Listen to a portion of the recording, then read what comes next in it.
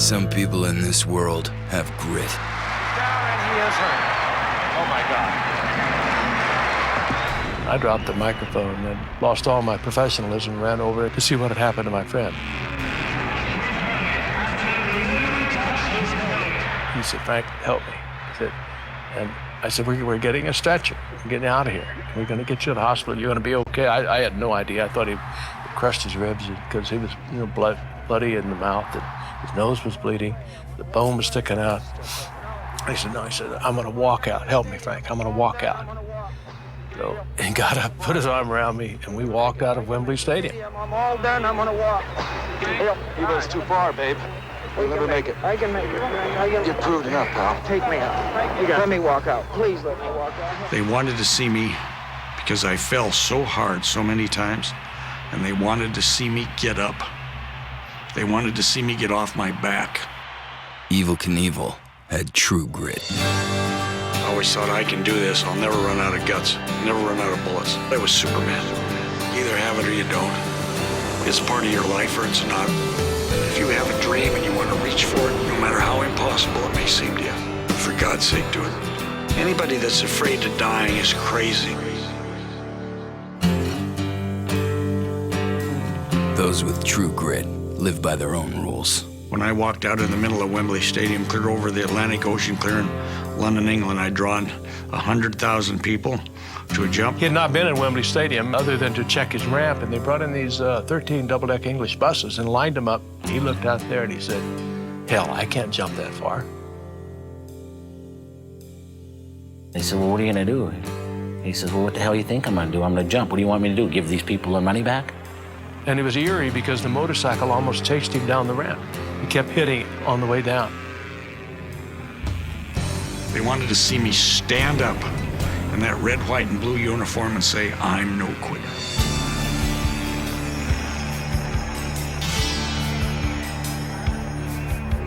Player, no anybody could have ever lived a better life than I.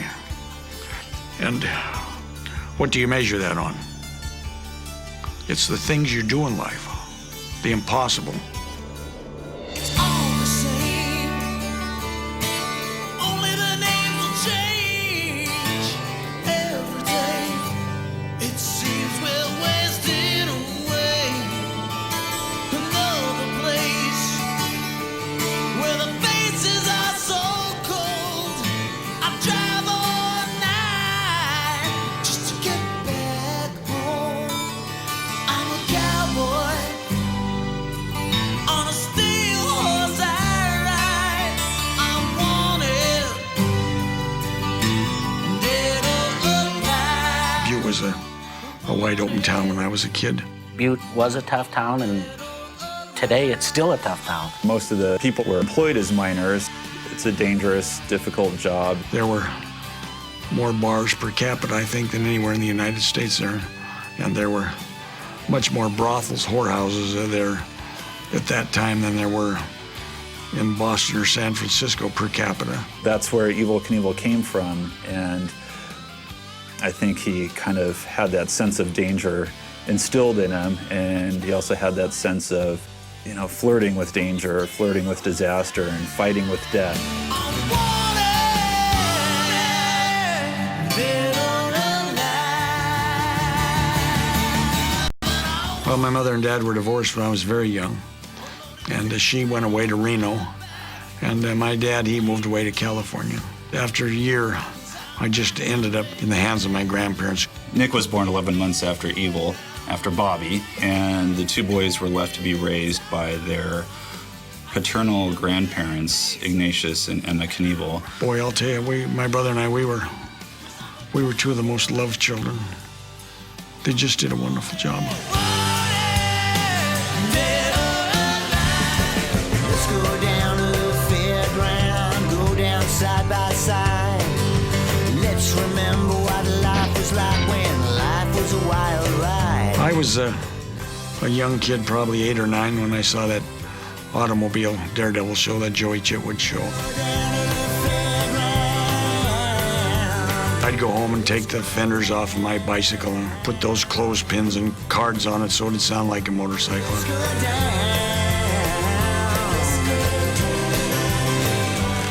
I found a garage door. I took that garage door and set it up on a wash tub and started to jump off it, made a ramp off of it. And then on the other side, eventually I made a catch ramp, found another door, and jumping over, baby breath caught on fire. I did everything on that bicycle that you could do as a daredevil.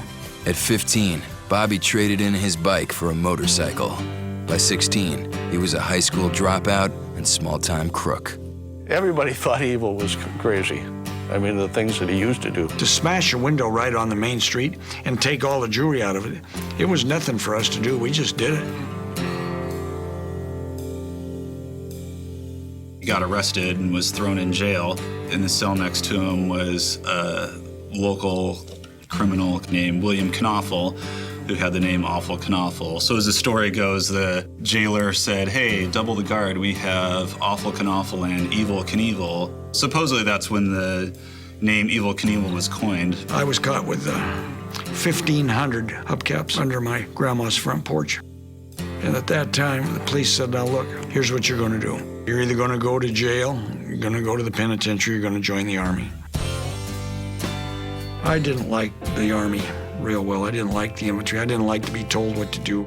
He was kind of a renegade kind of guy, you know what I'm saying? He kidnapped his wife. She's a good girl, loves her mama, loves Jesus, in America too. She's a good girl, is crazy about Elvis, loves horses, and her boyfriend too. Linda went to school with my wife, and Linda, a great, great, great gal. I looked high and low and far and near and couldn't find a girl that I thought was prettier than her. Her parents didn't like her to associate with him because he had that little reputation. I was a pretty rough character. So one night I figured, the hell with it, I'm gonna take her. Steady old power of the city, where the sun refused to shine. I jumped out from behind the garage. I got on the skating rink. I skated up behind her and grabbed her by the hair. Now my girl, you're so young and pretty. I took her and I said, "Now you get in my car." She loved me. I mean, she really did. She was between the hard spot and a rock with me. And she said, "You're gonna get in trouble over this." Boy, her dad had put out an APB for me all over the state of Montana to get me and grab me for kidnapping. They charged me with kidnapping. So she went up to the sheriff's deputies, the sheriff's department. She told the sheriff and the deputies up there, she said, "He never hurt me. He never did anything to me. We were just going to try to get to Idaho to get married, and we couldn't." So I signed an agreement that I could never, ever see her. We gotta get out of this place, if it's the last thing we ever do. 3 months later, I said, "Look, I love you, and if you want to marry me, well, let's get out of here and go get married." For me and you. She said, "Well, my dad's going fishing tomorrow, going up to Green Lake, and that'll give us a couple days to get away from here." So my grandma gave me her Volkswagen and $50, I think. We went to Dillon, Montana. We got married, and we were married for a couple days before he ever came back down from the mountains.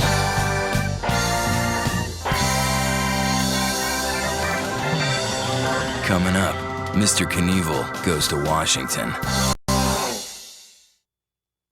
This is CMT True Grit, Evel Knievel.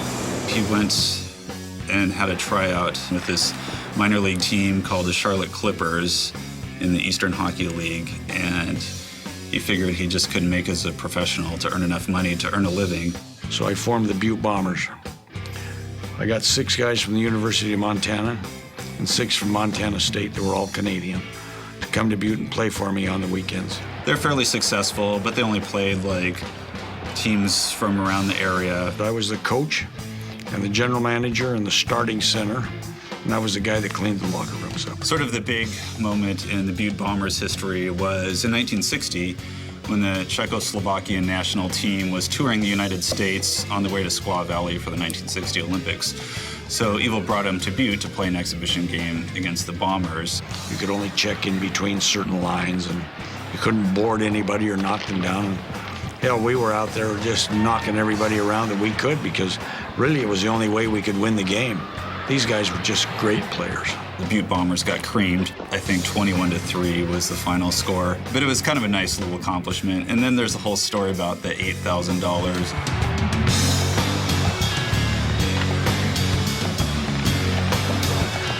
I think I wrote them a bum check for coming to Butte. I said, well, they aren't supposed to get anything anyway. They're amateur hockey players, so I don't think I wrote them a check that cleared. At that time, I wouldn't have given a damn if I did or not anyway. Well, I'm gonna raise a fuss, I'm gonna raise a holler. Evel found out that the federal government planned to manage the elk herd in Yellowstone National Park by slaughtering half the herd of 10,000 elk. They just slaughter these elk. They kill them in Yellowstone Park instead of trapping them and transplanting them. And he decided, well, I need to do something about it. So he had a giant set of elk antlers, apparently from an elk that he hunted himself, and decided to hitchhike across the country to Washington, D.C. to meet with President Kennedy. I'm gonna take 2 weeks, gonna have a vacation. I'm gonna take my problem to the United Nations. I couldn't get a ride. I mean, it was horrible. Finally, I got to Washington, D.C., and Senator Mike Mansfield, who was the Senate Majority Leader, he got me in the White House to see the president. He said that he couldn't handle it himself. He was glad to meet me, and he thought I had a good cause, but he wanted me to go over and see Stuart Udall, who is the Secretary of Interior. Well, I called my congressman, and he said, quote, I'd like to help you, son, but you're too young to vote. I sat there for about a half hour, and he had papers stacked on his desk, and he was signing and signing. And I just got upset, so I walked in there and I turned the briefcase upside down and I just dumped it on his desk. And he backed up in his chair and he looked up at me and I said, I was supposed to have an appointment with you. The President of the United States sent me over to. He said, you've got something to say. What is it? So I told him, and he said, well, what'd the President say? I said, he said I had a very good idea. He said, well, I'll look into it. I'm gonna raise a fuss, I'm gonna raise a holler. Stuart Udall did stop the slaughter. The important thing from that story was Evel Knievel learned the value of a publicity stunt, doing something odd to get into the papers and make news and draw attention to himself.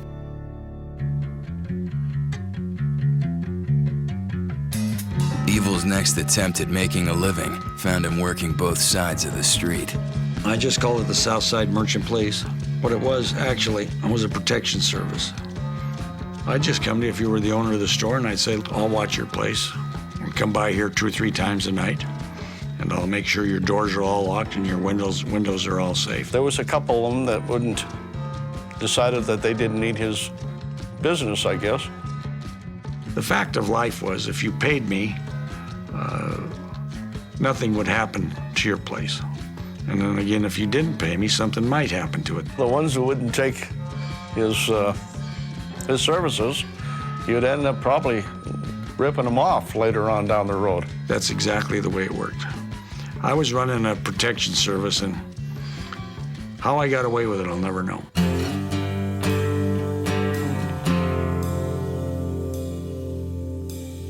I was just on the wrong track in life. Why didn't I just go get a good job? There was a time I went through in my life that I was involved in a lot of burglaries, safe crackings, and bank robberies. I really got to where I could open a safe, crack one, or peel one, or drill one, and I got to where I could do it in a very short span of time.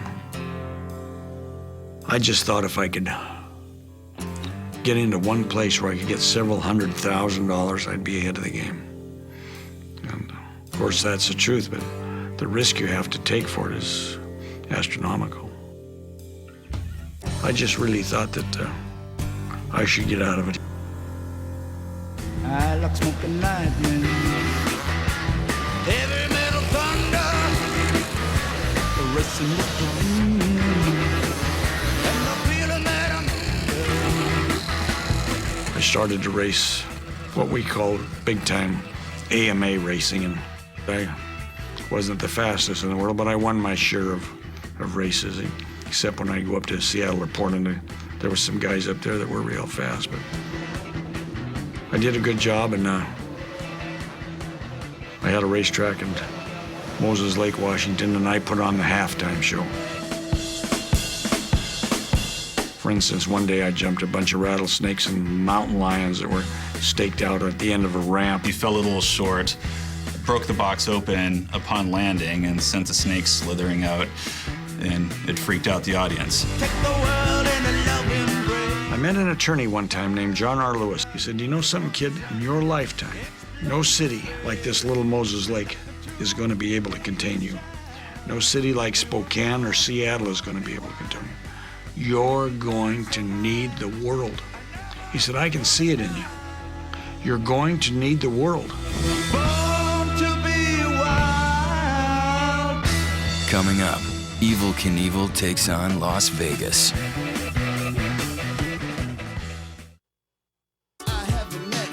This is CMT True Grit, Evel Knievel.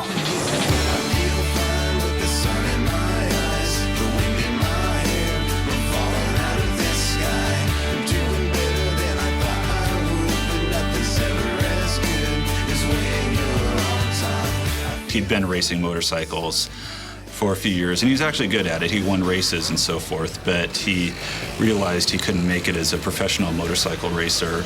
So he got together with some other motorcycle racer guys, and remembering the Joey Chitwood Auto Thrill show he saw, he thought, well, he could assemble his own traveling troupe of motorcycle daredevils and go from town to town. I did a stunt where I'd stand in the middle of the racetrack, and they'd run a motorcycle or a car right straight at me, and I'd jump in the air and spread my legs, and this motorcycle hit me right in the groin and knocked me upside down and flipped me in the air 3 or 4 times. And I never did that stunt again after I got hit once. I'll tell you that. It was murder.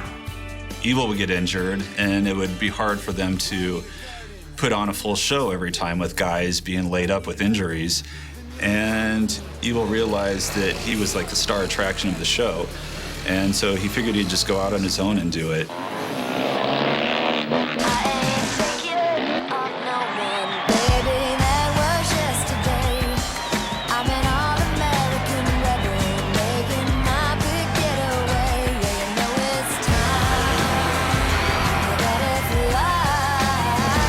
Started out jumping 2 trucks, and the promoters, of course, they'd say to me, "Well, you jumped 10 trucks in Indio, how about jumping 11 in Barstow? You jumped 4 or 5 here, and how about jumping 6 or 7 there?" And just kept getting further and further and further. Here's a guy hanging onto a motorcycle, going further than anybody could jump a car. They just had a liking to what I did in life. And it just took off. Well, I thought if I could ever get permission to jump the fountains at Caesar's Palace, I'd really have something. The world would watch me.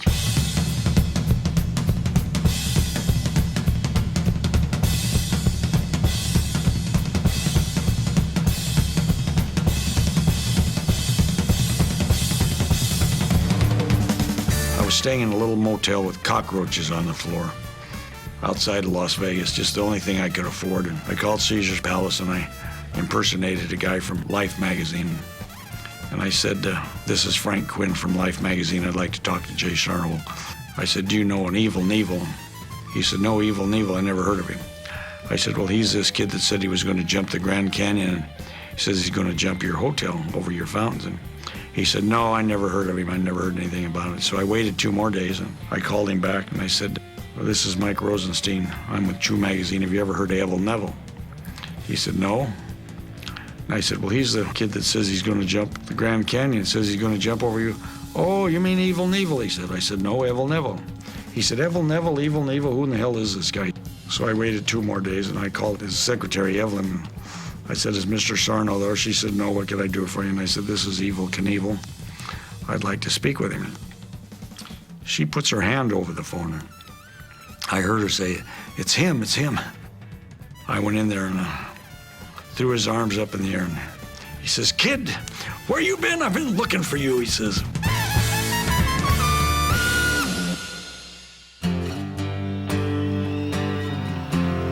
We went out in front of Caesar's Palace. We stepped off the fountains. He says, "You're gonna jump this whole damn thing?"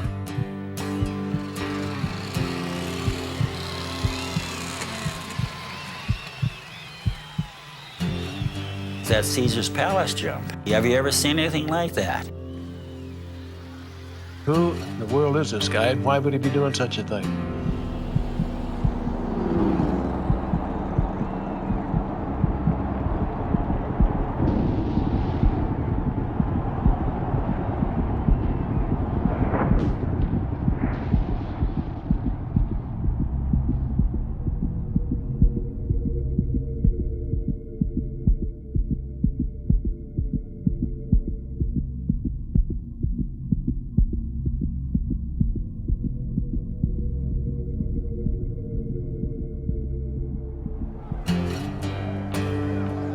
I was unconscious after that jump for 28 days. I broke my hip in half and I lost an inch on the left side. If I were to do it again, and I knew I'd be alive today, I'm almost 70, I'm 67.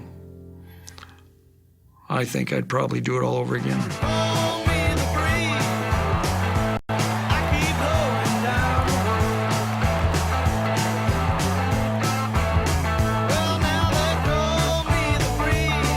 Here comes this guy in this red, white, and blue star-spangled jumpsuit with a cape and a motorcycle, and he's doing this bizarre thing that nobody had really ever seen before. I was a real oddball.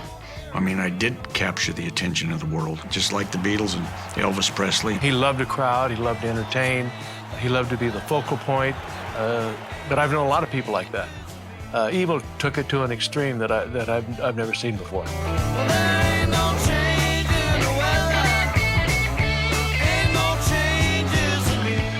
He loved attention, and he did have a traveling entourage of people and vehicles, and it was part of showbiz. He was huge. I mean, I'm talking about huge. Kids loved him. Their fathers loved him. Because I was performing around this country like Bonnie and Clyde. I just was. Just a breeze. Coming up, Evel Knievel stares down death at the Snake River. This CMT True Grit, Evel Knievel. Who do you think you are? Back in the 70s, he was as big as it got. I mean, he was one of the most famous people in the world. And the thing about Evel was that, you know, he lived the part. Well, there was never a dull moment, let's put it that way. Mr. Big Stuff, tell me, who do you think you are? Mr. Big Stuff, you're never gonna get my love. The Ideal Toy Company signed up Evel Knievel to make Evel Knievel dolls and then a whole set of toys to go along with them. I made millions of dollars in the toy business. That toy grossed $350 million, which I got a good percentage of. There's a lot of money, and whatever he took in, he spent almost twice as much. I had 5 Rolls-Royce automobiles. I had 5 Ferraris. I had a Lamborghini and a Maserati. He'd give me a handful of $100 bills and put them in my front pocket with a rubber band around it. And then he'd say, "Billy, tip them." Every time he threw his leg over that XR 750, he didn't know what was going to happen. You know that I was the kind of a guy that would say to the promoter, "I don't think the jump is far enough, and I don't think the people are getting their money's worth." Mr. Big Stuff, Why would I do that? Why? Mr. Big Stuff, tell me, just who do you think you are? Mr. Big Stuff. I just thought I was Superman. He likes to say that he came along when America was down on its ass. Well, he was a contradiction to the 70s. He was very patriotic. He was red, white, and blue. He said that he got the idea for wearing the patriotic red, white, and blue leathers and the whole kind of American flag because his grandmother Evel Knievel during World War II sort of instilled these patriotic values in him. He would often talk about patriotism and that sort of thing, and at the same time badmouth the Hells Angels. I didn't have it in for the Hells Angel. Well, in a way I did, because I was a motorcycle rider, and I didn't like the image that motorcycle riders got.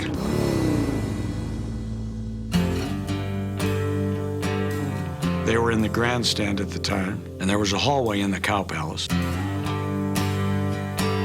And as I went outside in the Cow Palace and got ready to make my jump, here were the Hells Angels there. And as I came through that hallway entrance, one of them threw a tire iron at me.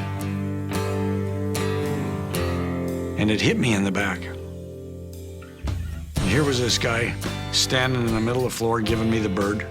And I just roared that motorcycle at him, and I threw it down, and I slid into him, and I just knocked him straight up in the air and knocked him on his ass. And so a bunch of Hells Angels jumped out of the stands to kind of defend their brother and beat up Evel Knievel. And apparently some riders in the preliminary motorcycle races at the Cow Palace got into the fight as well. These drivers and riders gathered around me, and they were not going to let these Hells Angels gang up on me. That's really the only time they could do any harm to anybody, is when they ganged up on you. So they just joined in, and when it was all over, the Hells Angels are the ones that needed the help.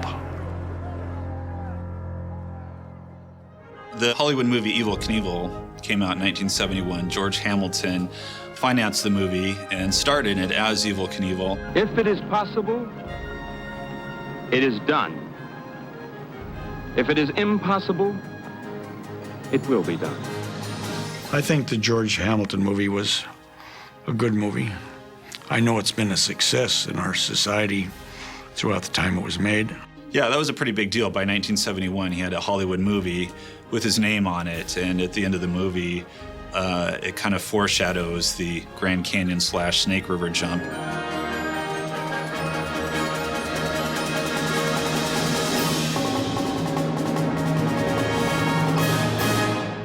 In 1974, after 7 years trying to get government permission to jump the Grand Canyon, Evel set his sights on Idaho's Snake River. When he first announced the Snake River Canyon, it was something that, I know even myself, I sat back and go, wow, is he really gonna do that? That's a long, long ways across that. But you immediately laugh and say, well, it's a big promotion, it's never gonna happen, he's never gonna try that. I will jump the canyon. I'll keep my word. I think I'll make it and live through it. I wasn't terribly interested until all of a sudden it began to captivate America. The sky cycle, when you look at it, it looks like like Evel says, a big beer can. Basically a jet engine with a saddle on it. And thinking, oh my gosh, how is this gonna happen? Everybody saw what the first test rockets did. They didn't do too good. 0 hour, 9 a.m. The second test, same thing in the river. And I'm gonna be high as a kite by then. There was no money left to keep shooting test rockets. The way Evel said it, you know what, I said I'm gonna do it, and I'm gonna do it. I miss the earth so much, I miss my wife. Linda and the family were terrified. I mean, how could you not be? It's lonely out in space. When he had to say goodbye to Linda and the tears that she was in. Such a timeless flight. We're gonna leave this house today, and when we shut that door and get in that plane, that when we come home, everything can be changed. How can you explain a guy like him? Boy, oh boy, I was lucky I never went insane that day, just thinking I could make it. Now brings me round, I get to find I'm not the man that think I am. 5, 4, 3, 2, 1.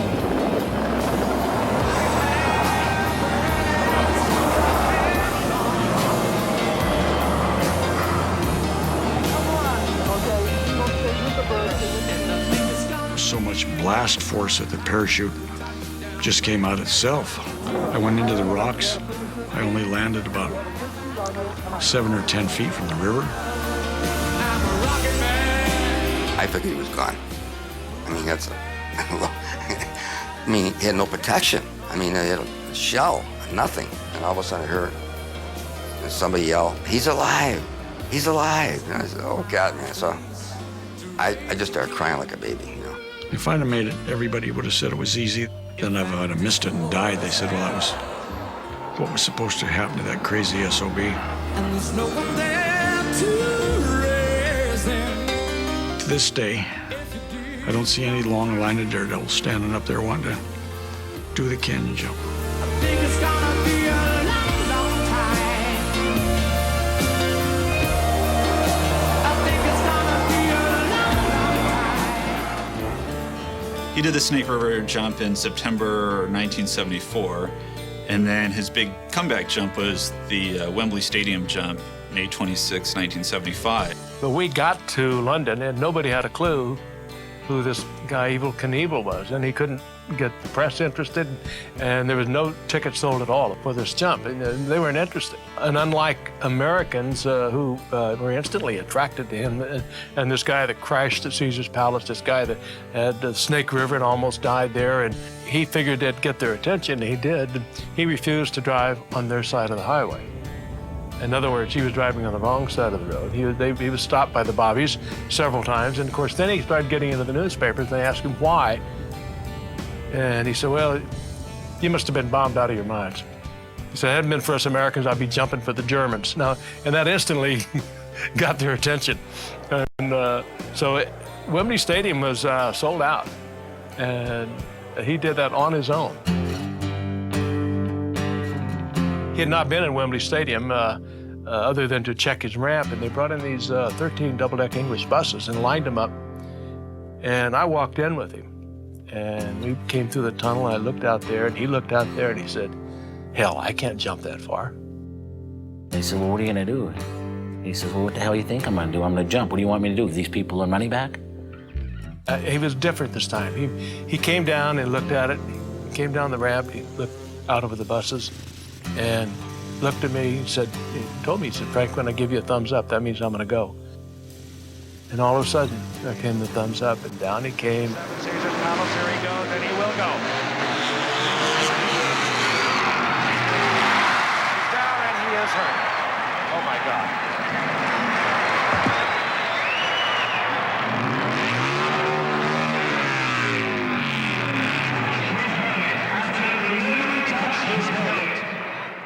I dropped the microphone and lost all my professionalism, ran over and to see what had happened to my friend. I tried to ascertain whether or not he's even conscious. Scoot over to him. He's hurt. He's hurt bad. Stay away from me, please. Crushed his ribs because he was bloody in the mouth. His nose was bleeding. The bone was sticking out. And he said, no, he said, I'm going to walk out. Help me, Frank. I'm going to walk out. They wanted to see me stand up in that red, white, and blue uniform and say, I'm no quitter. You're proved enough, pal. Take me out. Let me walk out. Please let me walk out. Help me out. Frank, I got you. That way. Go ahead. He got up, put his arm around me, and we walked out of Wembley Stadium. No, take me out. Please help me out. I got you, baby. Okay.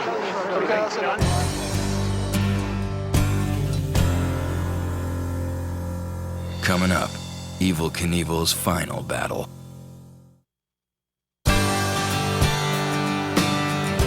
This is CMT True Grit, Evel Knievel. From 1967 till 1976, he'd been on Wide World of Sports on ABC some 17 times. And so CBS signed him up for a series of shows called Evel Knievel's Death Defiers. He was gonna do this 90-foot jump over the pool full of sharks. The afternoon of the jump, he decided to do a practice run. I always thought, I can do this. I'll never run out of guts. I'll never run out of bullets. Superman. Oh boy, I lost that feeling one day. When I was younger, I burned some bridges to the ground. He somehow slipped off the landing ramp and crashed into this cameraman whose camera was set up just off the side of the landing ramp. I never thought it was time to hang it up until it really was. Something just told me quit. I became human again. You got a way of stirring up trouble when everything seemed fine.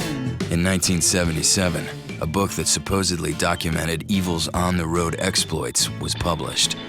Evil took it personally. He put in there that I didn't love my mother. He put in there that I was on drugs. He said that I'd been to bed with every woman in my hometown. You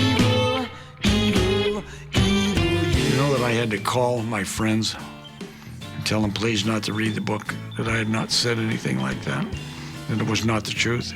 You cross him in a way like that, probably something gonna happen, and it did. So now I went after the guy. He beat up Sheldon Saltman with a baseball bat. The guy got a beating, and Evel put him in the hospital and ended up going to jail over the thing. Mr. Knievel, why did you insist on pleading guilty today? Because I'm guilty of the charge. Okay, how's that? Charge is hitting the man with a baseball bat, intending to do bodily injury, and I did it. So he awarded this Saltman $12.5 million. To this day, Saltman hasn't got any money, and he's still chasing him. Ideal discontinued the toy line, and Warner Brothers decided not to film any more Evel Knievel movies. And Harley Davidson no longer sponsored him, and I think he just kind of had a falling out with everybody he had business associations with. They didn't want to have a felon as their spokesman. The sad part of it was, you know, he pretty much lost everything at that point. He lost his house, and he lost all his toys, the planes, the boats, the cars, the fur coats. But you know what, to Evel, he didn't lose everything. It was just time to restart, and that's exactly what he did. That's what makes you so scary. By 1997, Evel's 38-year marriage to Linda was over for good. I had been away from Linda for a couple of years because Linda got Christianity and just thought that she would be better off leading another way of life, which I didn't want to stand in the front of, but I didn't want to join her. It'd take a lot to be married to Evel for that long, you know, but Linda was really good, you know, and to this day I know Evel loves her as much today as he did back in the early days. In my opinion, God never made a woman that could be an angel more so than he could Linda. He met Crystal on the golf course when I think he was about 52 and she was about 21, and they met in the early 90s in Florida. Without Crystal around, I don't know that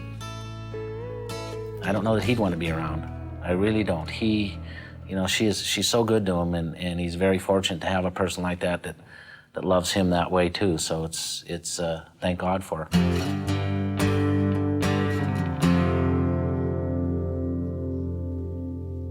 She's been through a bleeding esophagus, staph infection, liver transplant, alcoholism first, and then those other things, then liver transplant. Evel's liver transplant was something that if it didn't happen immediately, he was going to die. And I remember getting a call a couple days later from Crystal saying that they did get the liver and that he was in surgery, and he just pulled right through it like he has everything else. The worst thing that happened to me was I had trouble breathing. And I didn't know it at the time, but because of the liver transplant, I suffered IPF, that's idiopathic pulmonary fibrosis.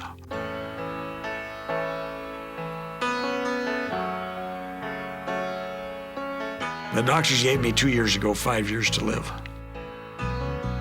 I carry an oxygen tank with me, and I really been having trouble breathing, and it's not as bad now as it's going to get. But you know, I'm getting used to this, getting ready to die.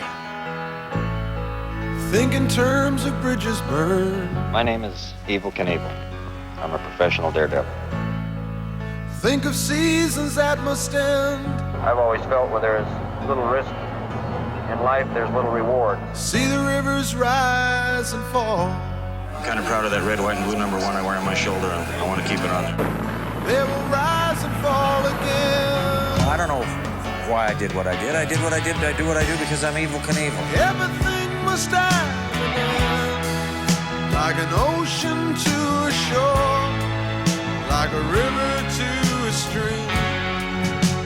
I will not be called a phony under any circumstances. Like a river to a A stream. motorcycle doesn't have wings, and a man who's supposed to be a professional ought to realize when he's jumped far enough. It's the famous final scene. With his lung problem, he struggles every day. I mean, if you watch him try to walk, 30 or 40 feet, that's a chore for him. Now the lines have all been read.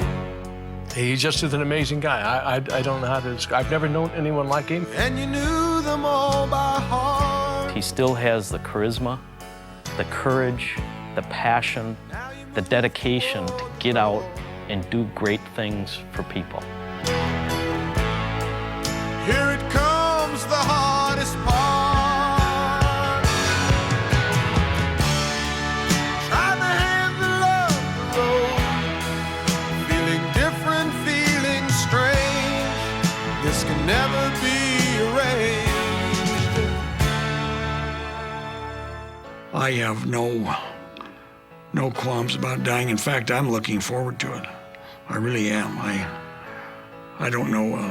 I really think that maybe we were put here from another life to live, and that God is testing us in this life, just maybe like He tested us in a life before. And as human beings, we become such a human being that who knows what I was before. I might have been a soldier, or I don't know what I could have been, but evidently while I'm here now, this time, I'm a daredevil. As the light fades from the screen, from the famous final scene,